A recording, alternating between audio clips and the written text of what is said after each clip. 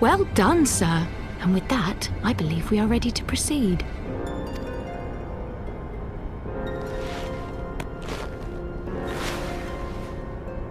Let us be about our business, then. The next patrol may not be so credulous.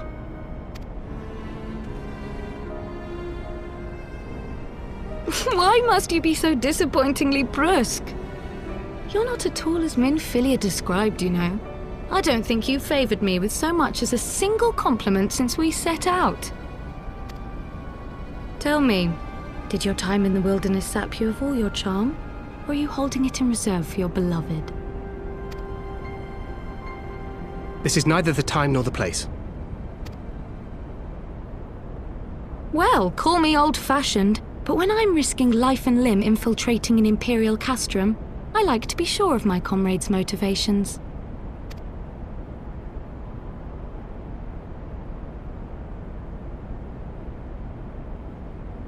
I see now where Alphinaud gets it from. Minfilia is dear to me, it is true, but not in the way you think. 15 years passed, when she was still but a child. There was an incident at a parade.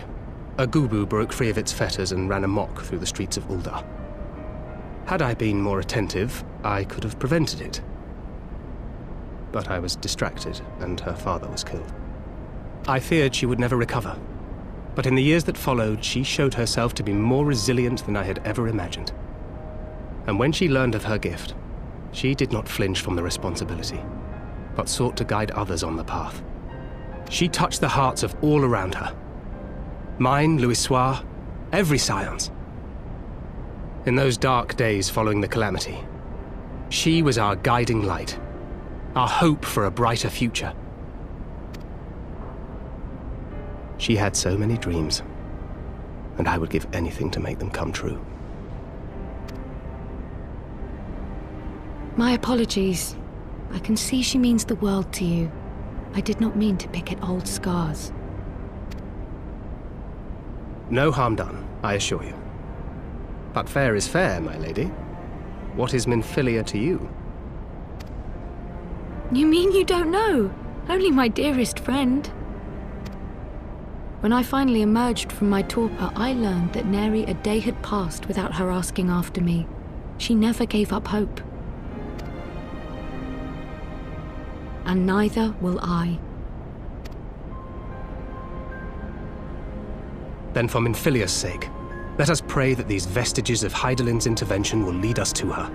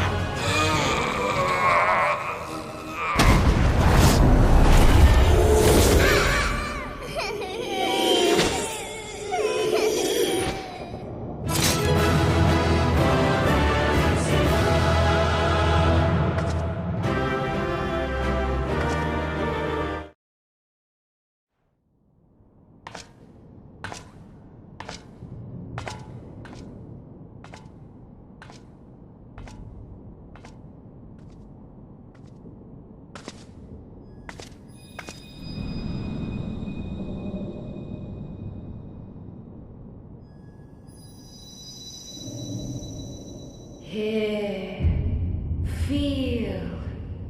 Think.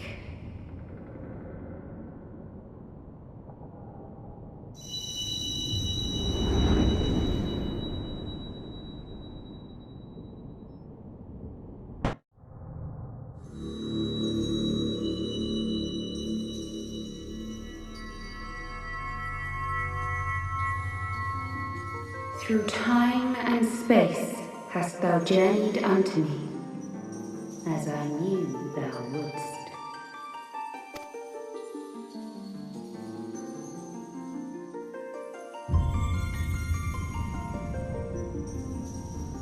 We are the word of the Mother. We, who were once called Minfilia.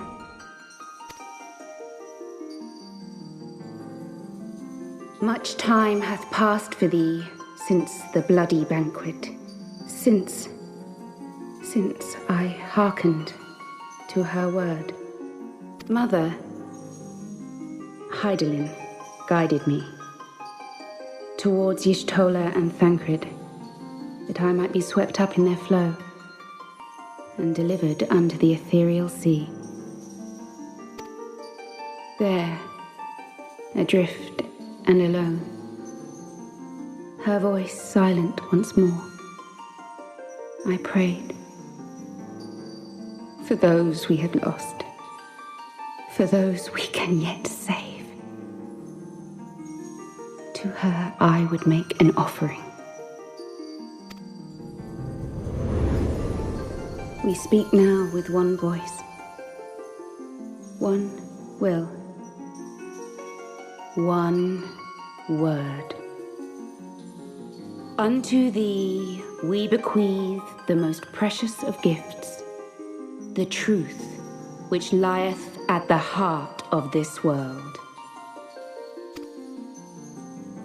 Thus do we beseech thee once more. Hear, feel, think.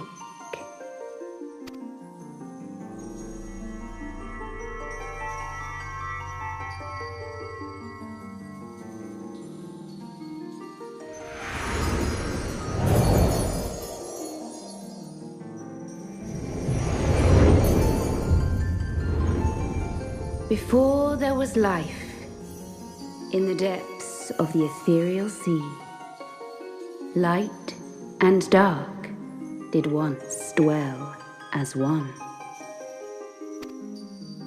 But the darkness coveted power, and the balance was broken. Thus was I forced to banish him unto the distant heavens, to forever remain apart, a moon bound. In sundering the star did we cry out, and the barriers twixt planes chanced to falter.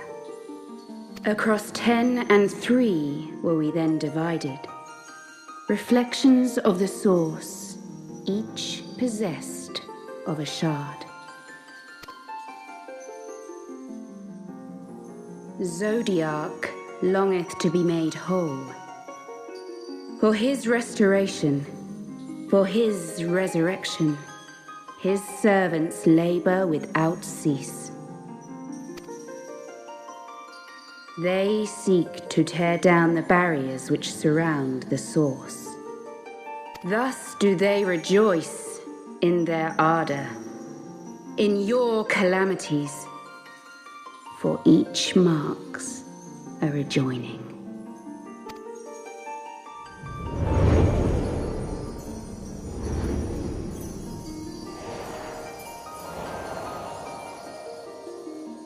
Seven times have they succeeded. 7 times hath the darkness grown stronger. 7 times have I failed. The Scions cannot be suffered to continue. This is my final.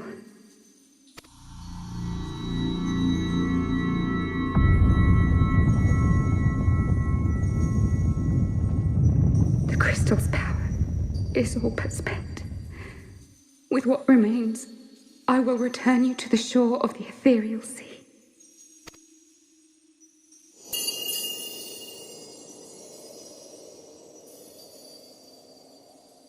Blessed children, go forth and seek. Seek.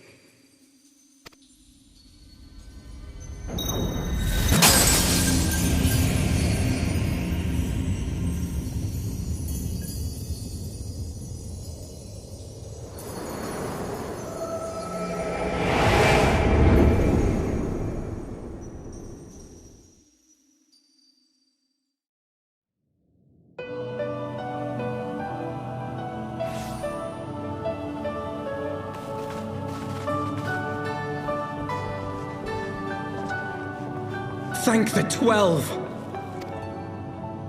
Did you find her? Did you find Minfilia?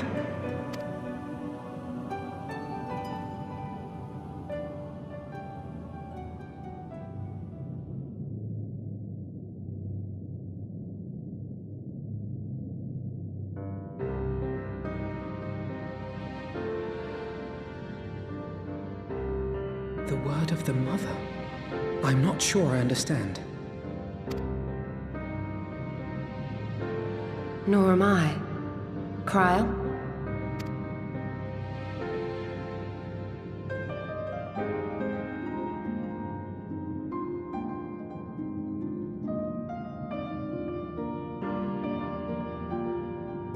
As unbelievable as it sounds, I see no reason to doubt her. The word's tale. No one was more sensitive to the will of Hydaelyn than Minfilia. And if Hydaelyn has grown so weak that she can barely make herself heard, it is not hard to see why Minfilia, having joined with her, might struggle to maintain her own form. What? Why would she need to maintain her own form? Are you saying she's gone?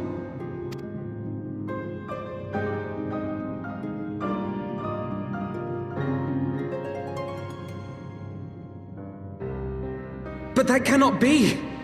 Not now. Not after all we have accomplished. We were meant to usher in the dawn's light together! She threw herself on the fire to fuel your dawn's light, boy. You'll just have to usher it in on your own. Must you be so ungentle?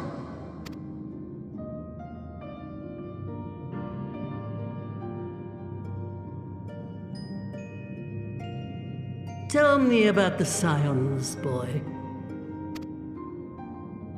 The Scions of the Seventh Dawn lay before Eorzea's salvation. Whenever the realm is threatened, be it by Primal, Ascian, Garlean, or any other, we take up arms in her defense, that all in Eorzea may live to see a brighter tomorrow. And that's very noble of you.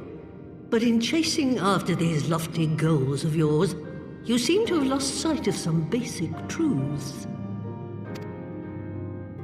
To win a war, you must be willing to do whatever it takes. To fight, to kill, and if necessary, to die. The path you've chosen is paved with the dead. Walk it with your eyes open, or not at all.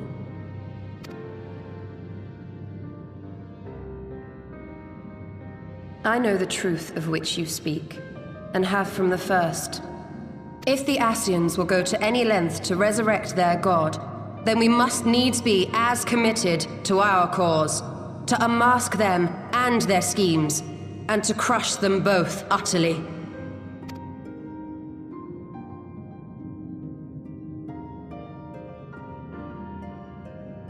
Come, there is much to be done.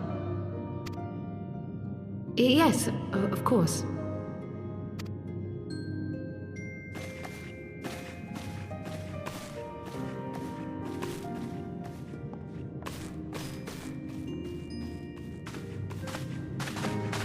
Thancred, wait!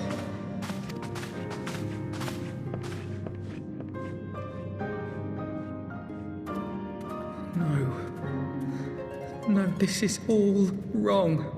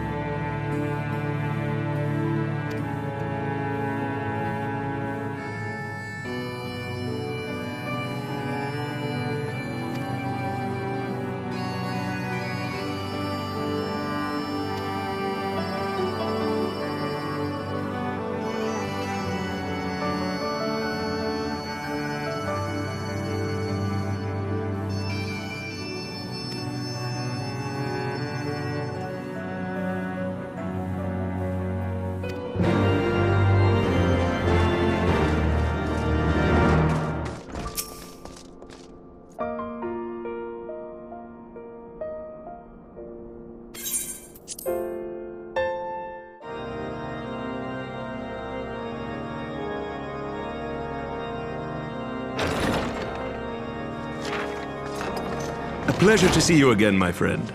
I take it you received our invitation. Good, good. You of all people should be present.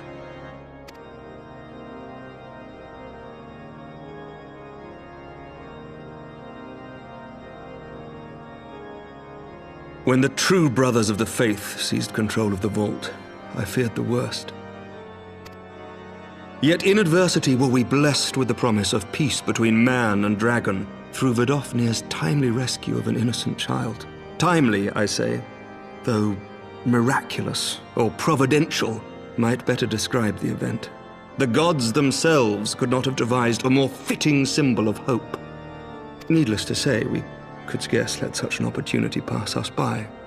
Which is why I set about making formal arrangements for a peace conference between our peoples.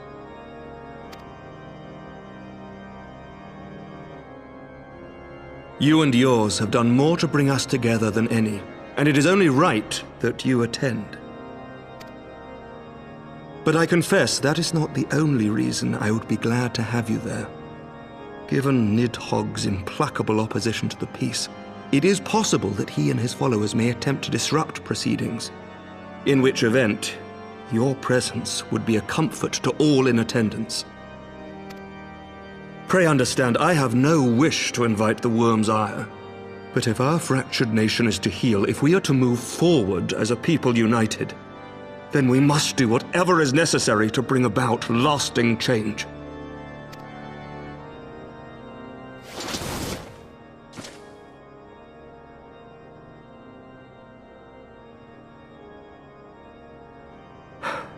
Tis nothing. 'Tis nothing. Lucia cautioned me against giving vent to my passions, lest my wounds reopen. It has not been easy reaching out to our opponents in Ishgard, many of whom sympathized with the actions of the true brothers. But in so doing, we have limited the influence of the zealots. The people are ready, my friend. This conference must go ahead.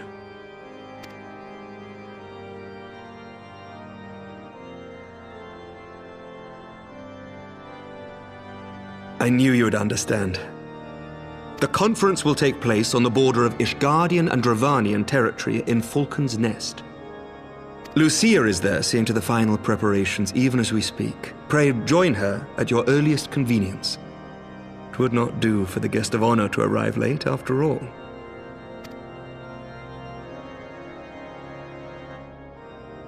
Oh, and one more thing. A drink! We should make time for one. Once the conference is concluded, I mean. By my reckoning, 'tis long overdue.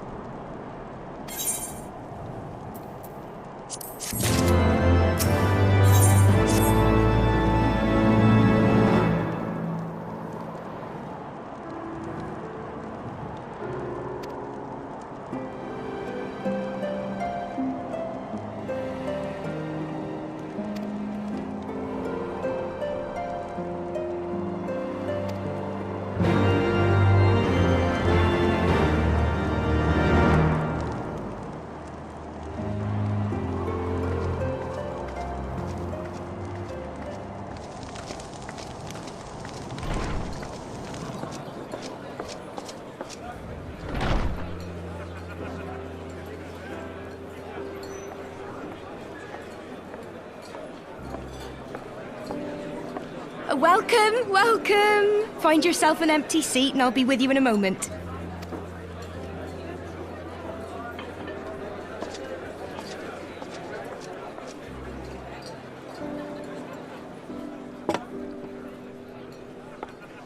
Cold out, isn't it? Here, a mug on the house. Let's get some colour back in them cheeks.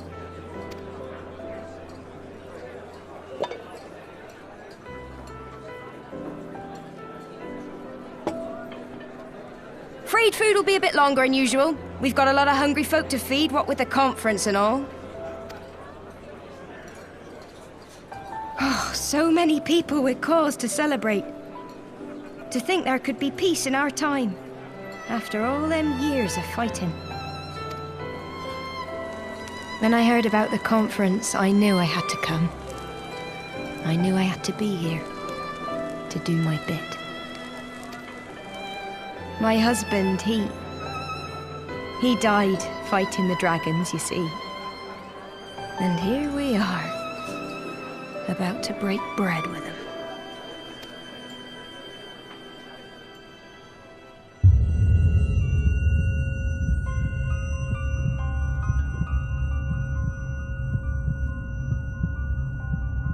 You all right, mother? You look tired.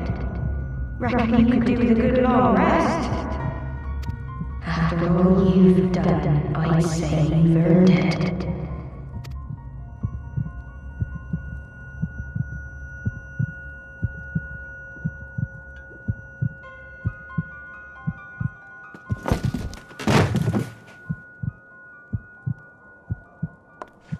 Sleep now. Sleep. Sleep and leave us to our affairs.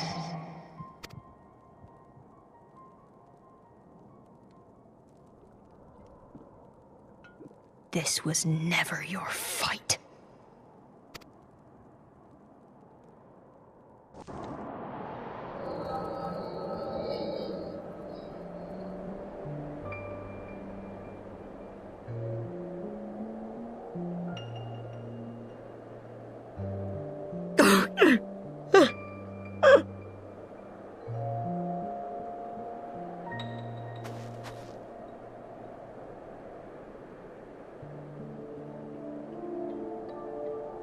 My son. They told me he walks in Hydaelyn's halls. Him and the rest of his unit. They told me the same.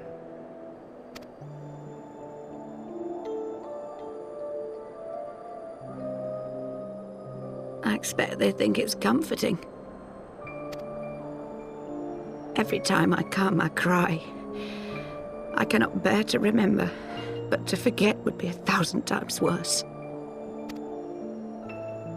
Yet that is what they would have us do. Accept this truth for the sake of peace. Bury the past and look to the future.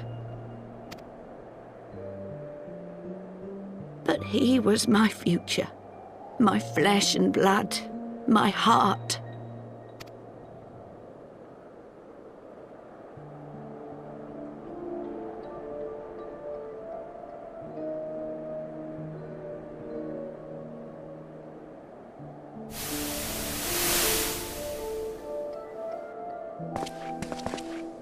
Is this it? We're the only ones with the courage to oppose this madness? Cowards, a lot of them. They think only of the prize, of the peace Sir Emeric promises them. They know in their hearts it's a lie, but they go along with it anyway, desperate fools. But not I. Not I! I see the worm that killed my brother in my dreams every night, and I will not rest until he lies broken at my feet. Him and every last one of his accursed kin. All this nonsense about Kings of Eld, as if I care what they did or didn't do. Makes no difference to me and mine. Have the dragons sued for peace in 1,000 years? Are they bollocks?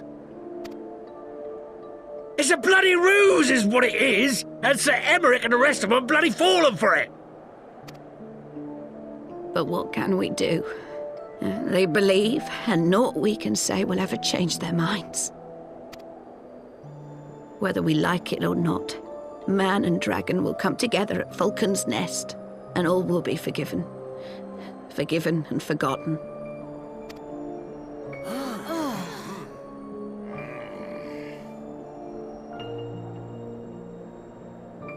No. I will not let that happen.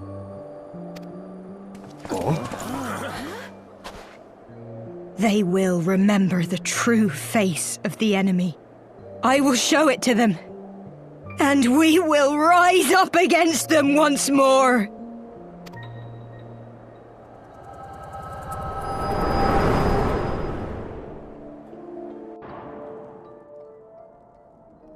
Hey!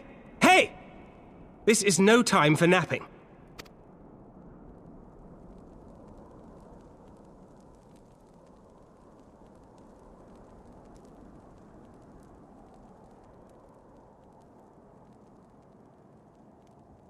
Do you have your wits about you? Good. Come with me. We have a crisis on our hands.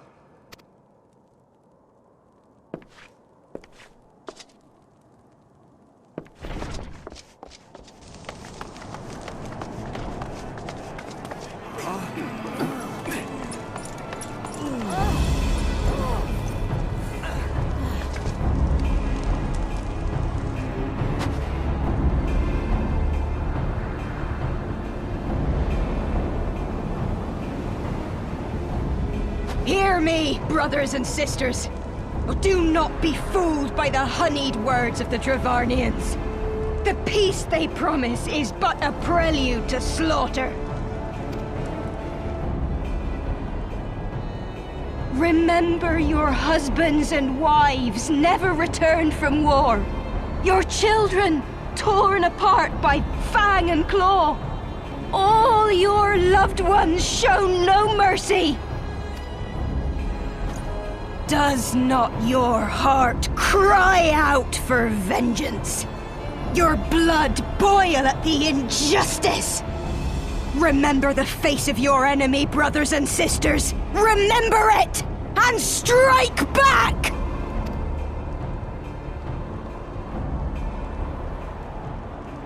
You there! Don't just stand around gawping! Do something, man! Stop her! Yes, my lord.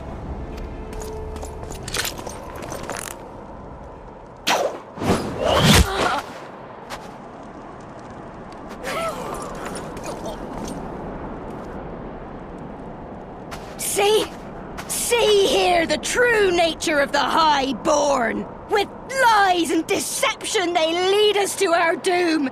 And dare we raise our voices in dissent? Death is our reward. This is the choice they have given us, brothers and sisters. Death by dragon's fang, or death by nobleman's command. Death to all we hold dear. I spit on your choices, noblemen! You will take no more from me! No more! No more!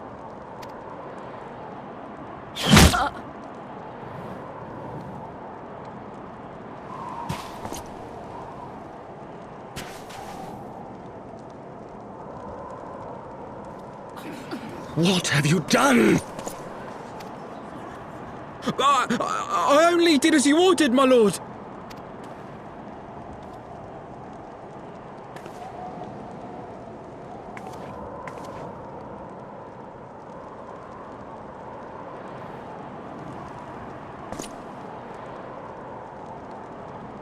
I gave no such order. I did not. I never meant for anyone to...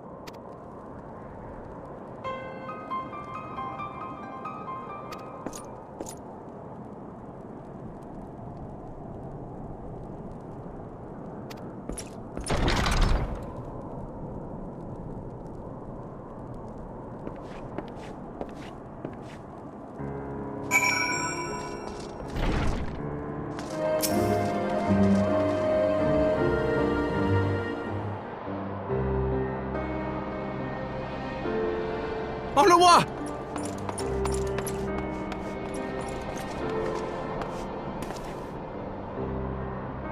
No, no!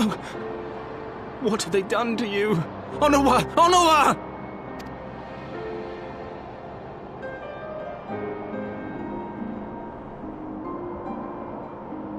Is that you, my lord? You seem rather flustered. Because of you, you imbecile! What in the seven hells happened to you?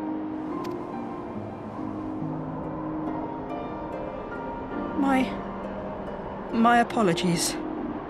Some few of the guests expressed a wish to leave, and I implored them to stay. It would seem they took issue with my request. Oh, gods forgive me. If I had only been more careful with my words.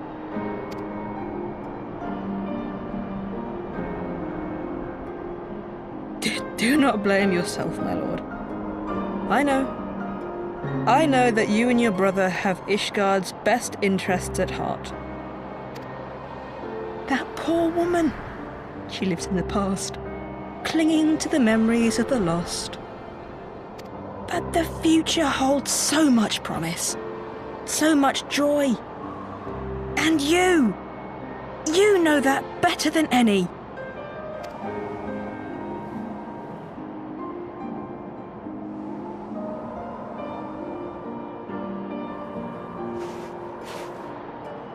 Onawa?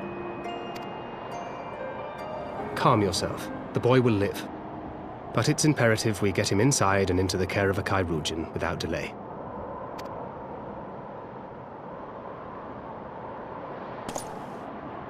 Oh, we were so close! Why does it all have to fall to pieces? Don't they want to live in peace? Don't they want to be happy?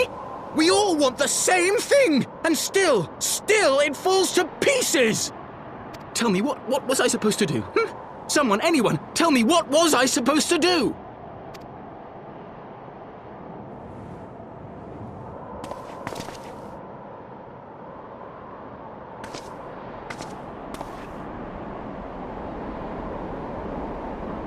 Stop looking to others.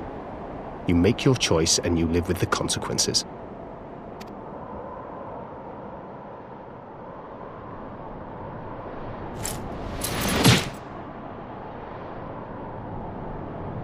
And what would you know about consequences?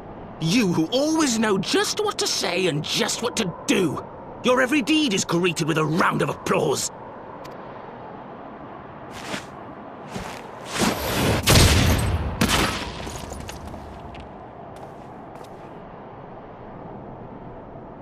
You know nothing about me.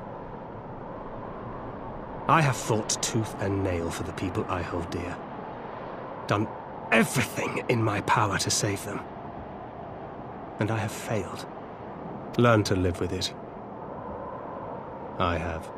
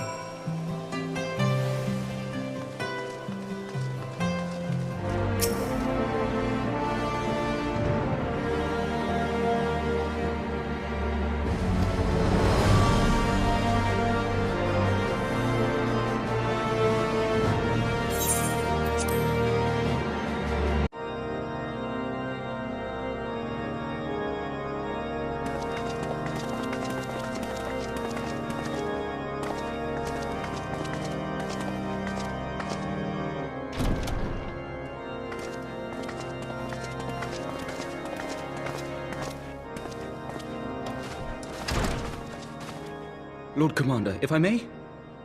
I wish to speak with you before the Grand Melee.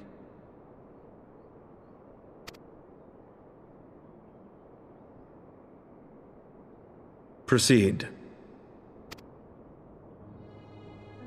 How do you do it, my lord? How do you lead with such certainty, when so many of our countrymen will not hear of peace with the Dravanians? Some of them hate you almost as much as the dragons themselves. They decry you as a patricide in the streets. They even tried to kill you, for God's sakes. Yet still you march on, undaunted, where no archbishop dared to tread. What is your secret? Where do you find the strength?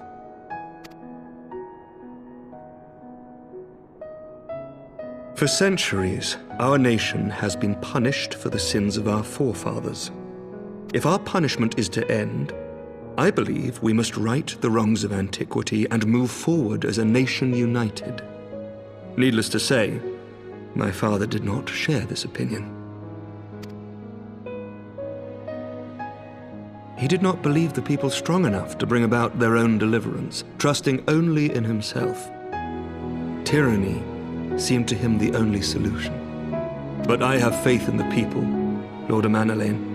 I have faith that they will weather this storm and overcome every trial we set before them. Many have fought and died to see this blight upon our nation's history cleansed, and I would not let their sacrifices be in vain.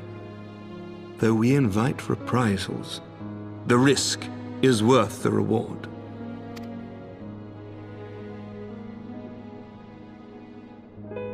I want to believe. I do.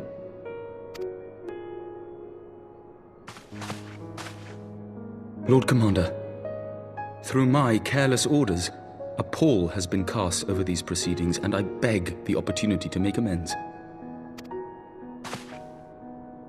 I, Heavensward de Forton, do hereby request leave to take part in the Grand Melee.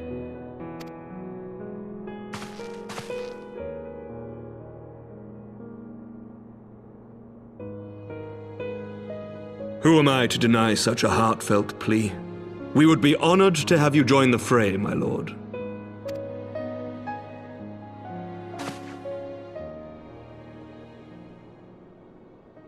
You'll take charge of the Ishgardian forces? For all my other responsibilities, I am still Lord Commander of the Temple Knights, and I would not soon yield this duty to another. The esteemed Sir Emeric leading the Temple Knights and the Watch into battle along with my youngest. I could wish for no more. Then you wish for too little, my lord. There is another who might yet join the fray. An indispensable ally to whom we owe much and more.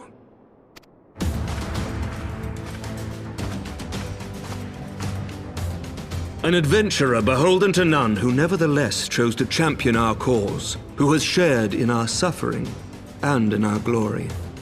A warrior without equal, who I am privileged to call a friend. There is no one I would rather have fighting by my side. I ask this in full knowledge of your obligations, and will not think less of you should you refuse. But if your conscience will allow it, might you oblige me, my friend, one more time?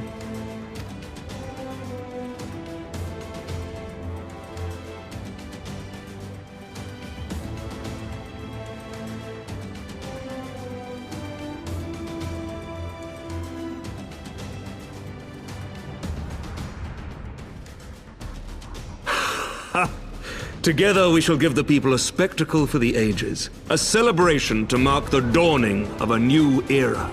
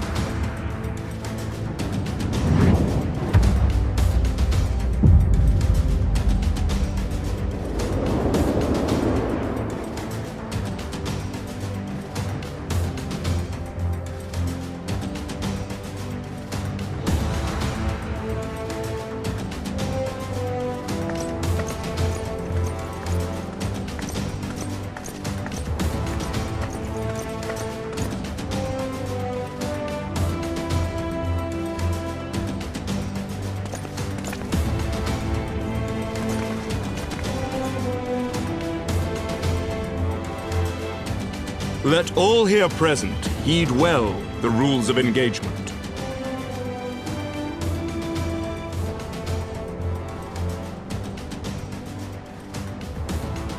For the honor and the glory of Ishgard!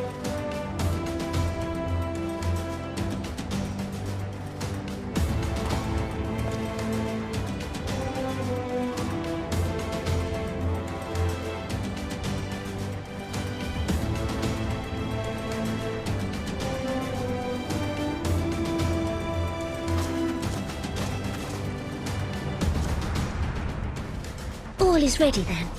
Very well. Brave men and women of the Eorzean Alliance, let the grand melee begin!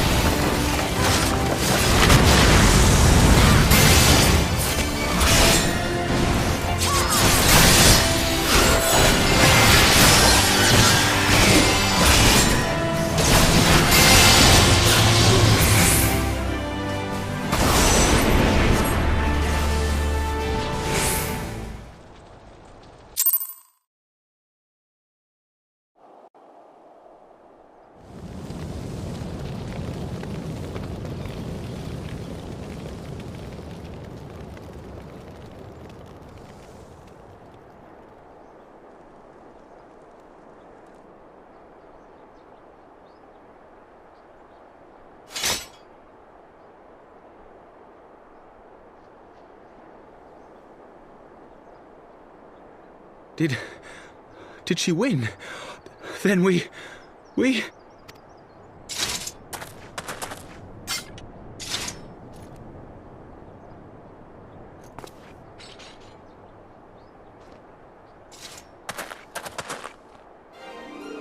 Victory is ours!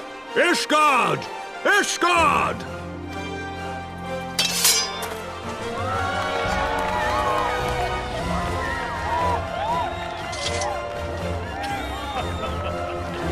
Well fought! Well fought, my friend! You truly are the warrior of warriors. Thank the Fury you were on our side.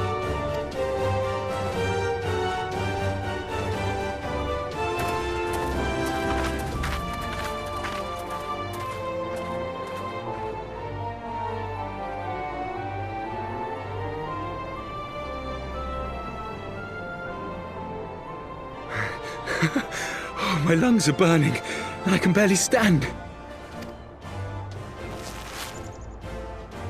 I didn't think I could do it, but then I did. We did. We faced the Alliance's best, and together, with one heart, with one purpose, we prevailed.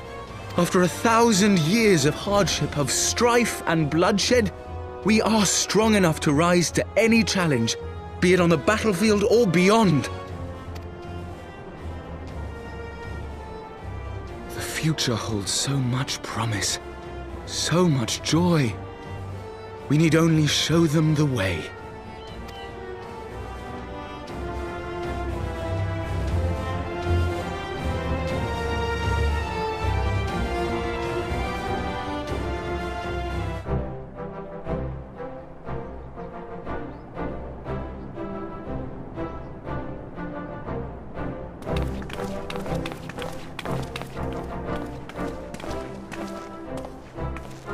Truly magnificent display, Sir Knight. While doubtless less than pleased, I am quite sure the Grand Companies are honoured to have been bested by such valiant warriors.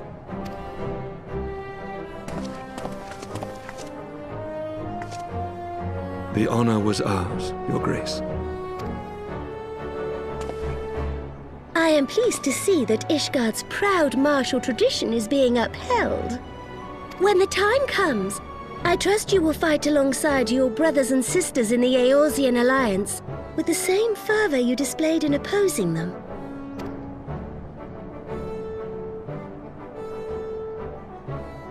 I note that our friend elected to take the field in Ishgardian colours.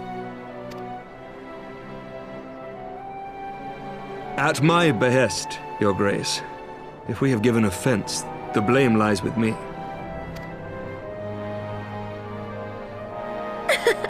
Fear not, Sir Knight. It was a surprise, nothing more. And any hint of ill feeling was thoroughly dispelled by the spectacle of our mutual friend's duel with General Raubarn.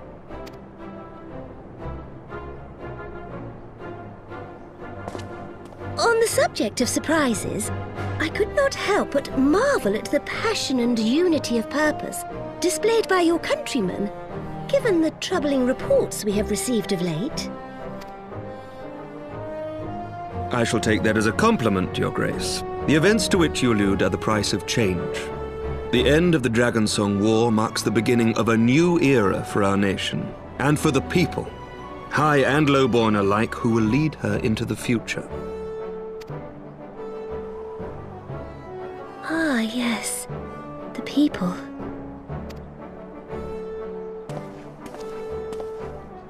Change is indeed a perilous thing, for we who seek it, and they who fear it. I shall pray for Ishgard, and for you.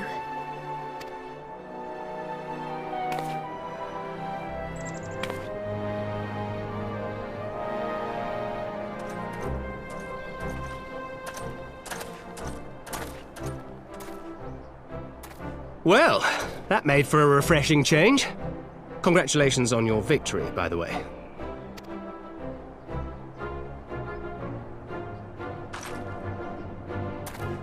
Ishgardians certainly seem happy with themselves. I, for my part, am merely glad you did not strain anything in the process of single-handedly winning the battle for them.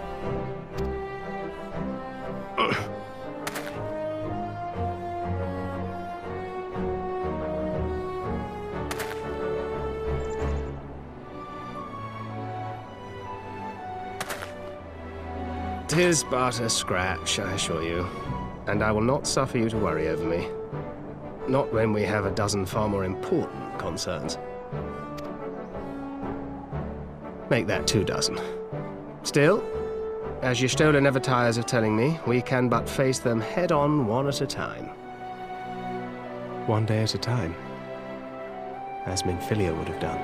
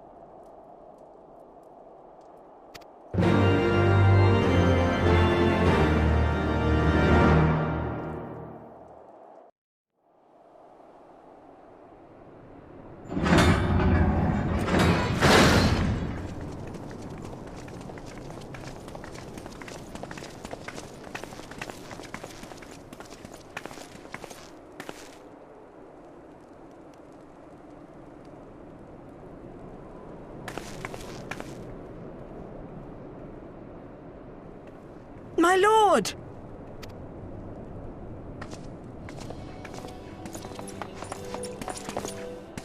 Honorwa, my boy. Shouldn't you be in bed? Thank you for your concern, my lord. But I have largely recovered from my ordeal, and I have naught but several scars to show for it, which I have been told some women may find appealing. I see. And to think I was worried sick over you. I'm not sure I understand, my lord. Well, let's put that theory to the proof, shall we? My lord? 'Twould seem that a great many things have occurred in my absence. I thought I might begin to make amends by welcoming you in person. The messengers spared not their chocobos to bring us word of your victory in the grand melee.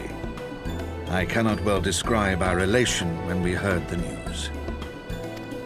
It called to mind the day we rejoined the Eorzean alliance, when I glimpsed hope rekindled in the eyes of the people. The Fury herself ushers us into a new era. Sir Emmerich, the time is now. Aye, that it is. Reconvene the conference and summon Vidofnir to Falcon's Nest. We will make peace with Hraesvelga's brood and hasten this bloody war to its end. Yes, Lord Commander. I will send word to Artoirel and bid him resume preparations. Emmanuel, you will place yourself at your brother's disposal. He will be glad of your assistance.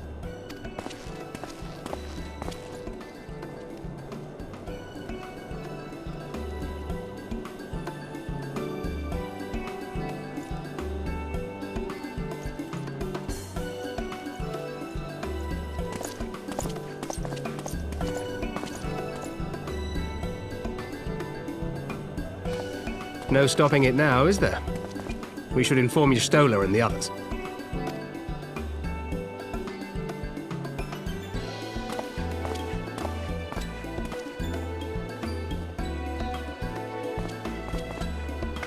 My dear friend, I doubt I will ever be able to thank you enough. But when the conference is successfully concluded, I damn well mean to try.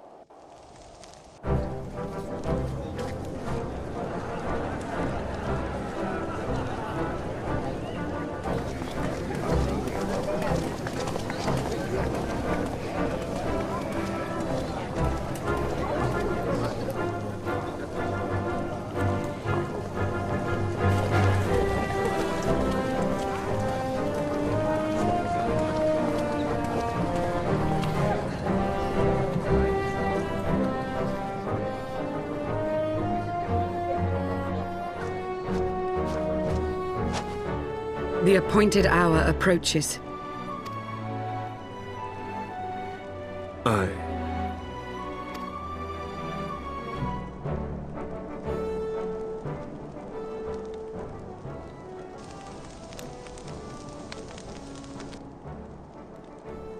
She begged leave to watch the proceedings. I saw no reason not to grant it.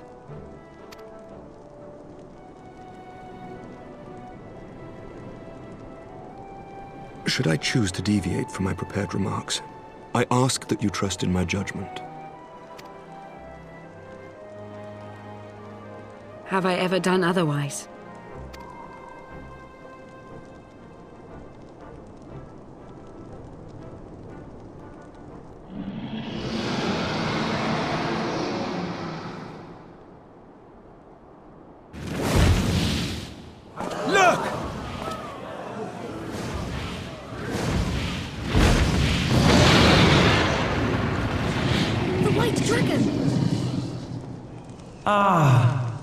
How long it hath been since our peoples met thus, children of Thordan, even by our reckoning.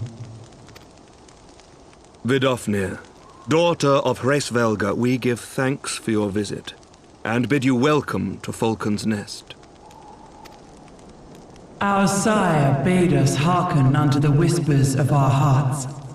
They spoke to us of a paradise lost, of bonds of brotherhood, which they yearn to see restored. Ours too yearn for such a restoration. And they have guided us here this day, that they might yearn no longer.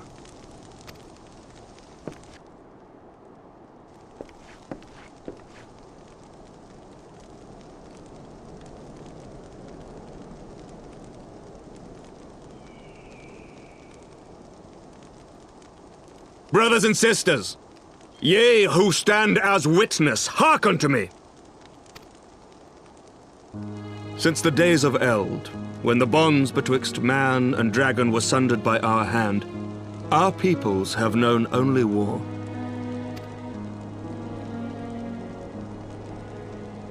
Bloodshed without end, losses beyond counting, and still we fought. And still we fought.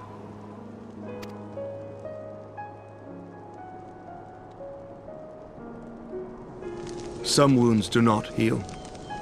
The dead cannot be returned to us. But we, the living, can yet choose another course. Here and now, we can lay down this burden, this hatred, this vengeance. Our forebears fought not so that we could die, but that we might live. So let us honor their sacrifice and spare our children this death sentence. Let us gift them a new legacy. Life.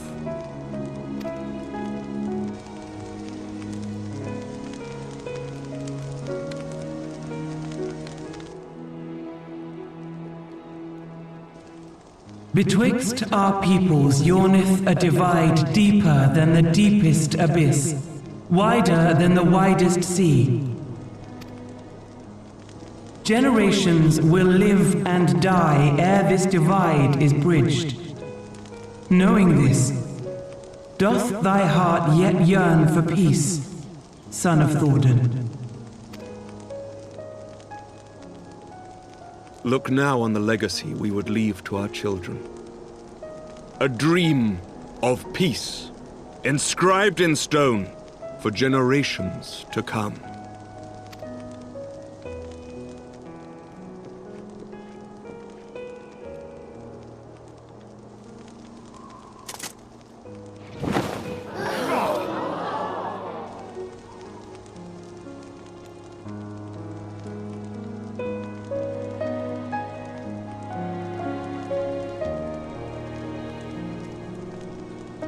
Father and his beloved, as they were so long ago, happy and at peace. The dream they shared shall be ours once more.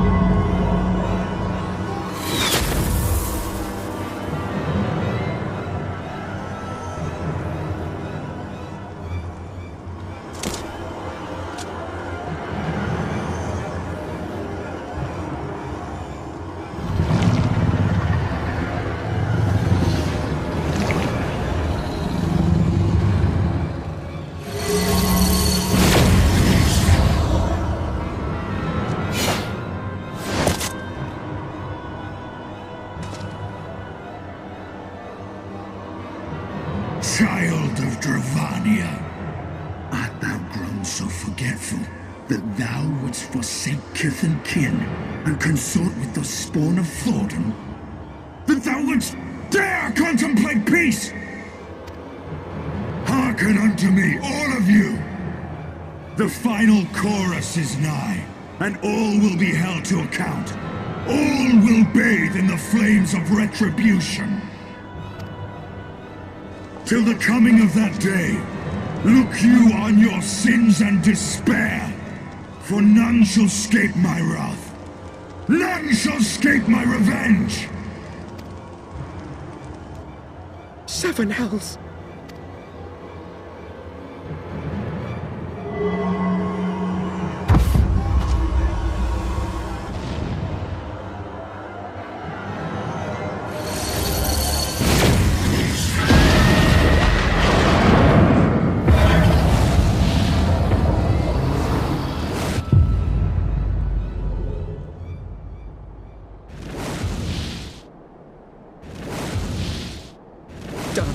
Nidhogg.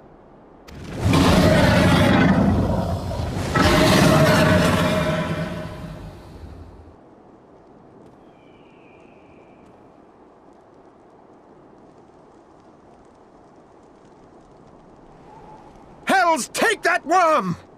While he lives, we'll never know peace. Aye! There'll be no end to this war till Nidhogg is dead and gone! So let's kill the bastard and be done with it! Death to Nidhogg! Death to Nidhogg! Death to Nidhogg! Death to Nidhogg! Death to Nidhogg! Death to Nidhogg! Death to Nidhogg! Death to Nidhogg!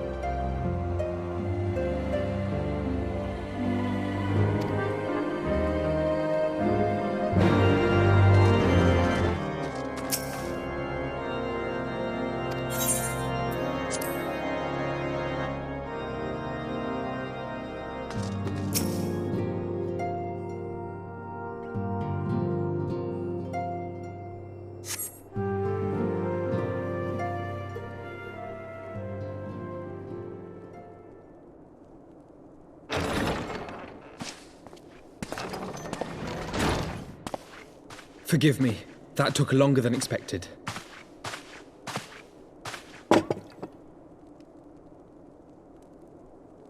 You seem puzzled. Oh, these. I thought something warming might not go amiss. It was not all that long ago that we sat here, you and I. In our very own falling snows, as Lord Horshvon called it. I still struggle to believe he is gone. And Azelle too. I had such hopes for her. Master Matoya asked me what it was all for. Why we fight. And why we die. Were I still commander of the Braves, I would doubtless have replied, for the future of Eorzea. But I'm not that man. Not anymore. I needed a new answer. One that I could live with. And when I saw Estinian at the ceremony, I knew at last what it was. I do not want to be a man who sacrifices his friends and family for a cause. I want to fight for Estinian, and I want to save him. When Nidhogg leads the Horde into battle, Ser Emeric and his forces will do what they believe must be done. That is their choice to make. Yet even if Ser Emeric is willing to forsake Estinian, I am not. We must fight for him, for he is our friend and ally. We may struggle, we may fail, but we must try.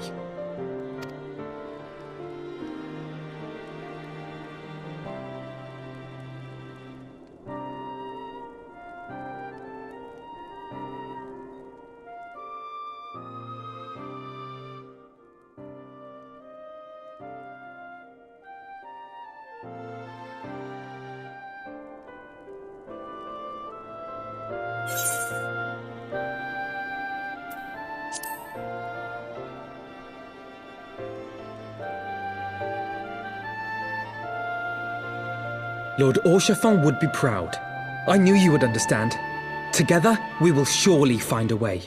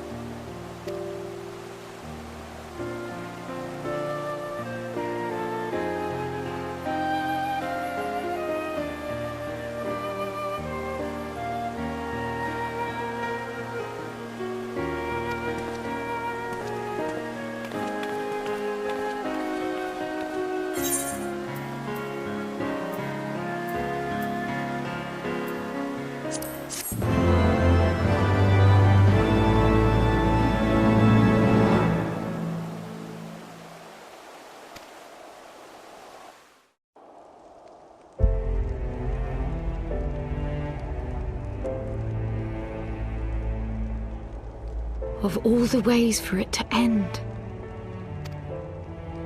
Even before his transformation, I could feel the worm's hatred swirling about Estinian. The terrible, all-consuming rage. Enough to fuel a 1000-year quest for vengeance, It was all I could do not to run away screaming. But Ishgardians, nay, all Eorzeans, are made of sterner stuff.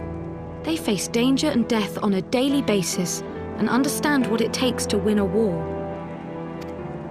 Think not too deeply on Master Matoya's words.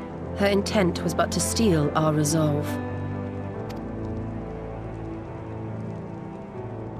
That, and to remind us to look beyond these passing conflicts to trials greater still, to the truth which hides at the heart of this world. So that's your aim, is it? You disapprove? Not at all. I believe it's traditional for the student to follow in the footsteps of the master. And you are so very alike.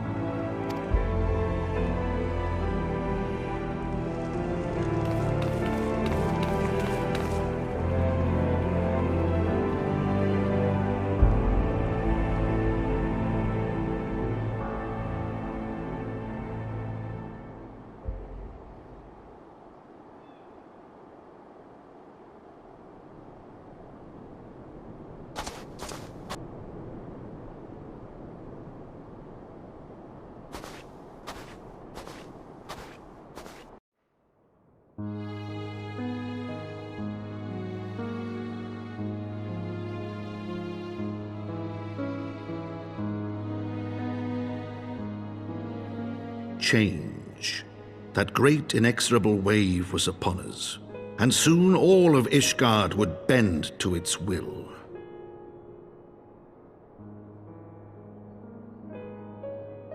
For all our sins, for all our scars, the future for which we had long yearned was at last within our grasp.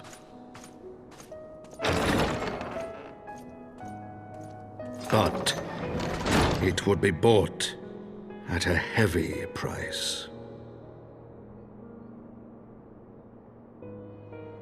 For in those twilight hours did Nidhogg cry out for vengeance, and his brethren raised their voices for the final chorus of the Dragon Song War.